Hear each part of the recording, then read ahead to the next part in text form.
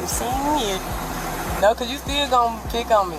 It don't matter who I am. Pick on you? I'm not picking on you. You're driving and I can smell alcohol off your breath. But I'm not drunk. I can tell you this. Turn around for me. Yeah. Listen. Okay, I'm gonna take the tip. I'm gonna take the tip. That doesn't change anything. You still are going to be arrested. For what? Okay. You don't have any proof on me. No, ma'am, I do. GloRilla just got hit with a serious sentence after cops discovered a massive stash of marijuana inside her home. And when you stack that on top of her past DUI and reckless driving charges, things ain't looking too bright for Memphis's rap queen. She might never bless the stage again. From grinding in the trenches to running the game, her rise was wild. But now it's all crashing down. GloRilla's sitting in a jail cell and fans are shook. She got arrested on July 22, 2025, out in Forsyth County, Georgia, on felony possession charges. We're talking weed and a controlled substance. But don't get it twisted. GloRilla wasn't out here hustling or caught moving packs. The real story, it's even messier. She was out of town doing her thing at the WNBA All-Star Weekend when some shady burglars broke into her spot. And when the police showed up, boom, they found the stash. Mama always say she marked me, but I ain't never feel no special than none of the other kids who y'all was treated the same. It's just growing up, my mama had me near her. Like, I was like... Now she's paying the price for something she ain't even been around for. So, picture this. Cops roll up to investigate a home invasion, right? But instead of chasing down the crooks who ransacked the place, they find a little green in her bedroom, and decide the victim is the one who needs to be cuffed. Let that sink in for a second. GloRilla called the law because her crib got violated, her fam was shaken up, and her valuables were stolen. Straight up traumatizing stuff. And what did law enforcement do? Instead of tracking down the ones who actually broke in and caused all this chaos, they turned around and treated her like the villain. They flipped the whole situation.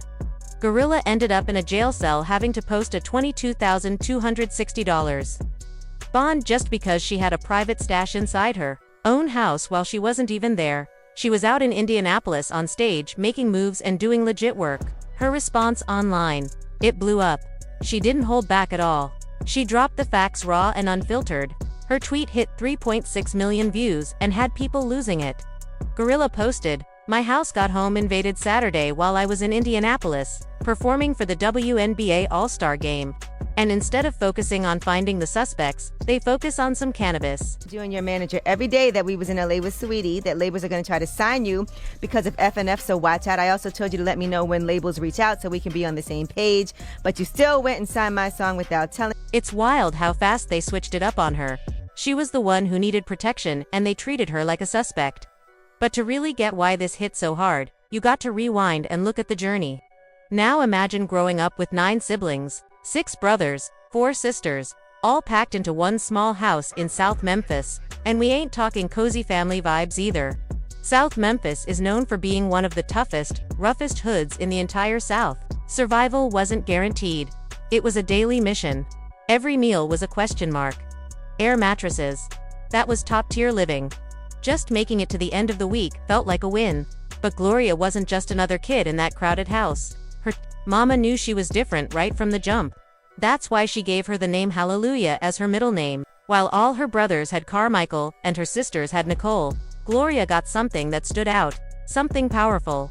Now, here's the twist that's going to shock anybody who only knows GloRilla for her raw street bangers. Before all the fame before FNF blew up, she was deep in the church life. Like seriously deep. We're talking every single Sunday. No skips. Dressed up and ready. Her whole family showed up without fail. I used to sing Amazing Grace. I used to sing this song called Encourage Yourself. You were really a singer. Yeah, I used to be singing in church. Like, I had a good voice. And then, once I had gotten in high school, we weren't going to church like that. When I got in high school, then when I got in high school, I had started smoking weed. And it wasn't just about attendance either. GloRilla had vocals. She was in the choir, belting out gospel classics like Amazing Grace and Encourage Yourself. Before the chains and charts, she was singing her heart out for the Lord. The church song faded out and the smoke started rolling in. You know how it is. The streets start whispering, then shouting, and pretty soon they pull you in. Once high school hit, those Sunday choir days slowed down and Gloria started messing around with that loud. The singing got pushed to the back while a new path started to form. One that had beats, bass, and a whole lot of heat. By the time 2022 rolled around, GloRilla was ready for something bigger. And that's when she linked up with producer HitKid. What came out of that collab? Straight fire. FNF, Let's Go wasn't just a song. It was a cultural detonation. This wasn't some thrown-together studio vibe. This was lightning in a bottle. The kind of magic that can't be faked or duplicated. FNF exploded on every single platform. TikTok blew, Uppy, Billboard Hot 100 was lit, and then came the Grammy nomination. But let's not act like this was just a catchy tune. Nah, this was a movement, a straight-up anthem for women who were done settling, tired of dragging dead weight, and ready to boss up on their own terms. It was bold. It was loud. It was raw. Free wasn't just a word, it was a whole mood, a battle cry, for any woman who ever felt held back by a guy who brought nothing but stress. When I had finally linked with him, it was on a yacht. We had met on the yacht and stuff, and we was just chopping it up. And then the rest was history. How you get to Gotti last, though? Gotti right there in Memphis. Right, because it's like, I don't know. I probably was scared. The message hit hard. I don't need no dusty dude to pay my bills, boost my confidence, or define my worth. But in the music game, success don't come without drama, and the FNF wave brought plenty. As the track kept climbing, things started getting messy behind the scenes. HitKid, the producer who laid down the beat, popped out, accusing GloRilla and CMG of trying to snatch ownership of the song without keeping him in the loop. It was a straight-up industry mess. Classic case of a hit going viral and suddenly everybody wants a slice. Folks start switching up real quick when there's money on the table. But Glo, she wasn't about to let anybody play with her name or question her grind. Her clapback was cold, calculated, and full of confidence, showing exactly why she ain't like the rest. She wasn't just some one-hit wonder riding the wave. She had the guts in the game to protect what was hers. That early drama, just the warm-up act for the kind of snakes and backstabbers the music biz throws at rising stars. As FNF took over, every major label started circling like sharks.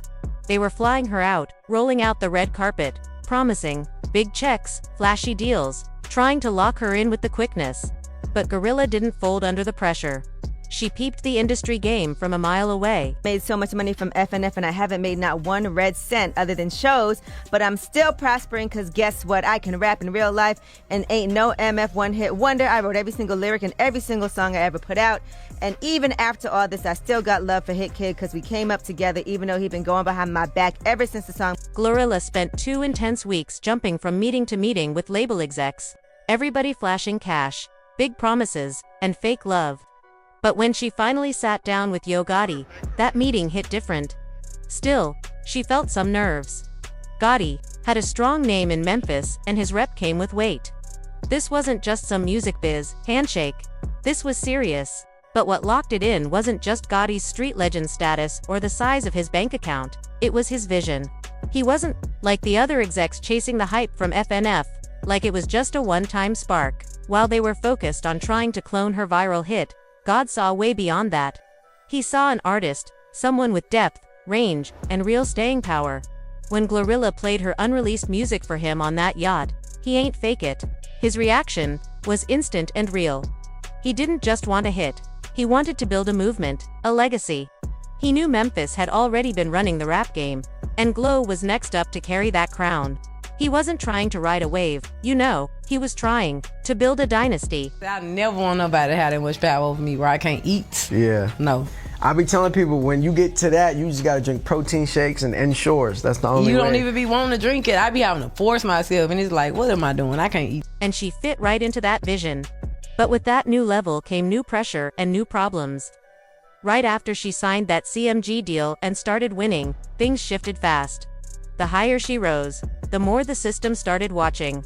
The first real warning sign hit hard in April 2024 when GloRilla got pulled over and locked up in Gwinnett County, Georgia on DUI charges. Now, celebs getting stopped for DU ain't nothing new.